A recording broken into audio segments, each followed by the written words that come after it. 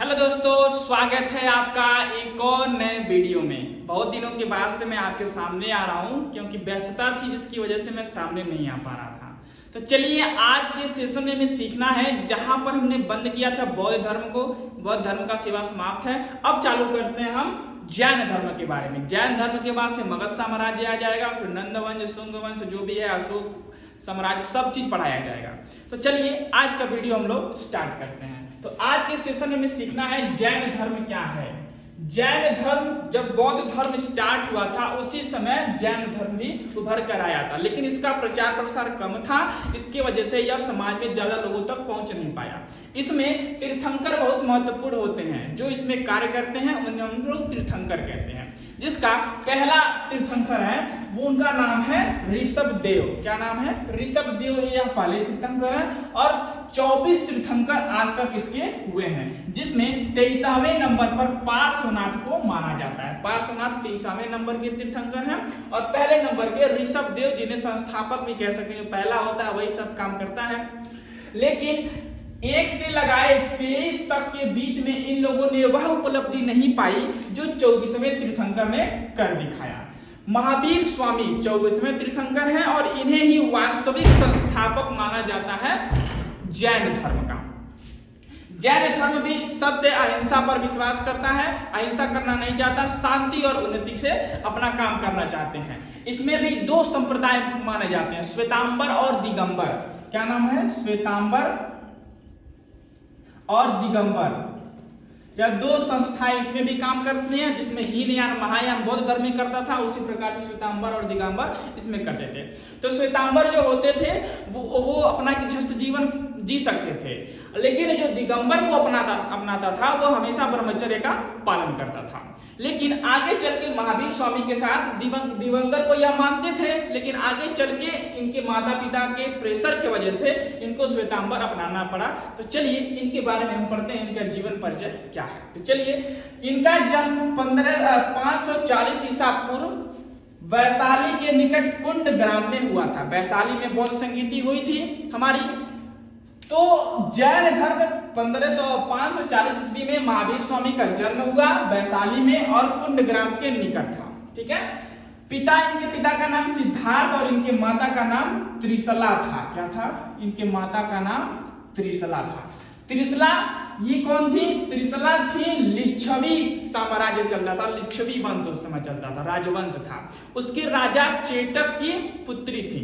उसकी 2 पुत्री थी। एक पुत्री का विवाह बिंबिसार से हो गया था, दूसरी इनके साथ महावीर स्वामी के पिता के साथ, सिद्धार्थ जी के साथ हुआ था। इनके माता पिता का नाम सिद्धार्थ और त्रिशला था, जो लिच्छवी राजवंश की कन्या थी।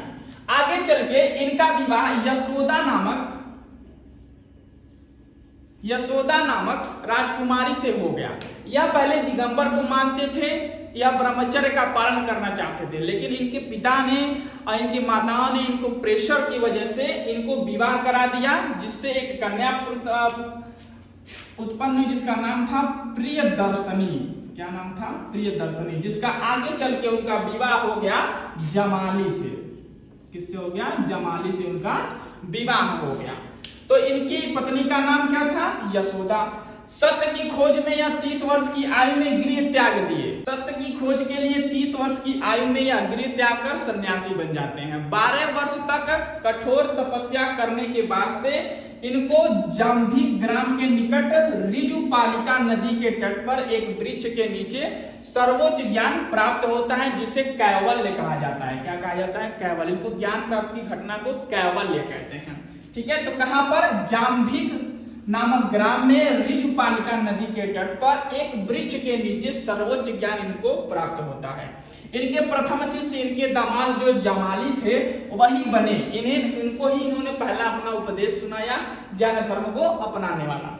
इन्हें कई नामों से जाना जाता है, जैसे कि कैवलीन, जीन, निर्ग्रंथ, महावीर, अरहत, अरिहंत, कुछ भी नामों से इनको हम लोग पुकार सकते हैं। लेकिन वास्तविक संस्थापक जो है जैन धर्म का, उन्हें महावीर स्वामी को ही माना जाता है।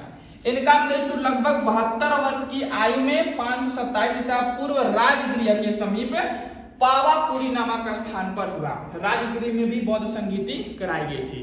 राजगीर, वैशाली, पाटलिपुत्र और कश्मीर 4 बौद्ध संगीति शुरू में आप लोगों को बताया गया था। तो चलिए एक बार मैं रिवाइज कर देता हूँ सारी चीजों को।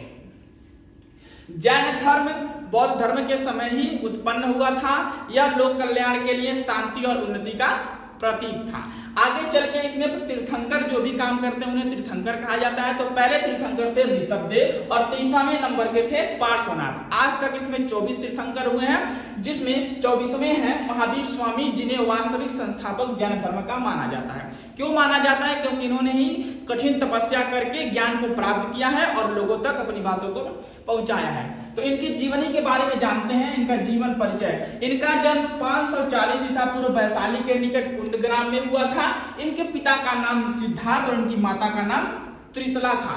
त्रिशला जो लिच्छवी राजवंश के राजा चेटक की पुत्री थी, जिनका 2 पुत्री थी। एक का विवाह बिंबिसार के साथ हुआ था, दूसरी का विवाह सिद्धार्थ जी के साथ हुआ था, जिनके पुत्र थे महावीर स्वामी। इनका विवाह यशोदा नामक राजकुमारी से हो गया, जिससे एक पुत्री उत्पन्न हुई जिसका नाम था प्रियदर्शनी, जिनका विवाह हो गया जमाली से। सत्य की खोज के लिए 30 वर्ष की आयु में गृह त्याग कर सन्यासी बन गए और 12 वर्ष तक तपस्या करने के पश्चात इनको जाम्भिक नामक ग्राम के निकट ऋजु पालिका नदी के तट पर एक वृक्ष के नीचे सर्वोच्च ज्ञान को प्राप्त हुआ, जिन्हें कौवल के नाम से जाना जाता है।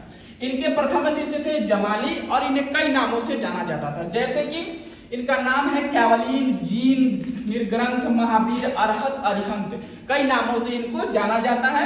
लगभग 72 वर्ष की आयु में 527 ईसा पूर्व राजगीर के समीप इनका मृत्यु हो गया। यह थी जैन धर्म के संस्थापक महावीर स्वामी की जीवनी और जैन धर्म कहां से आया है। मिलते हैं अगले वीडियो में, तब तक के लिए जय हिंद, वंदे मातरम, भारत माता की जय।